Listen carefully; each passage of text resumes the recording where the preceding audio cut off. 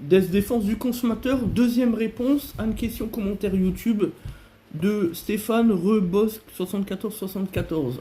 Il nous pose la question de savoir sur le système d'additivation FAP brevet PSA. Donc tout ce qui concerne le groupe Stellantis, en tout cas en partie.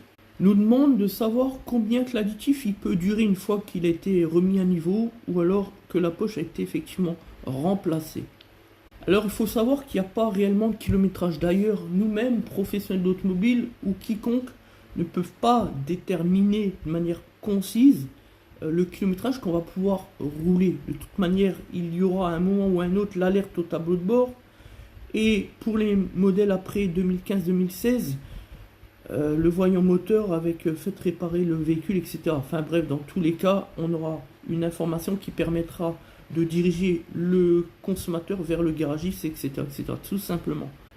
Mais on peut donner quand même quelques éléments d'information, par exemple le fait de faire que des petits trajets en urbain, en ville, systématiquement, des périodes où le véhicule finalement roule mal, une mauvaise utilisation, parce qu'un moteur diesel n'est pas compatible avec des petits trajets en urbain, on l'a déjà expliqué des millions de fois. Parce que plus vous allez rouler le véhicule entre guillemets mal, avec ce type de trajet, plus le calculateur va constater un surencrassement généralisé au niveau de la fonction filtre à particules, et donc plus il va lancer des successions d'injections du produit, la fameuse sérine, au travers le réservoir pour maximiser les cycles de régénération.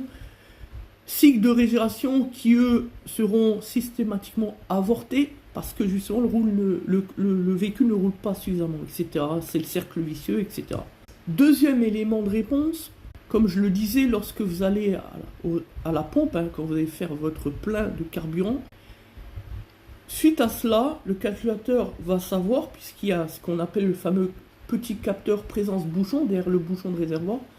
Donc dès la mise en route, après avoir fait le plein, ou en tout cas après avoir été à la pompe au carburant, eh bien il va exister une injection de sérine, ça va être systématique, c'est automatique, comme les antibiotiques. Sauf que si vous allez à la pompe et que c'est pour à chaque fois mettre que 5 ou 10 litres, forcément, vous allez vider beaucoup plus rapidement le réservoir d'additifs FAP. Et c'est cela, le deuxième point de surveillance. Il faut absolument faire le plein lorsque vous allez à la pompe. Et non pas simplement mettre des petits bouts, là, des 5 litres ou des 10 litres.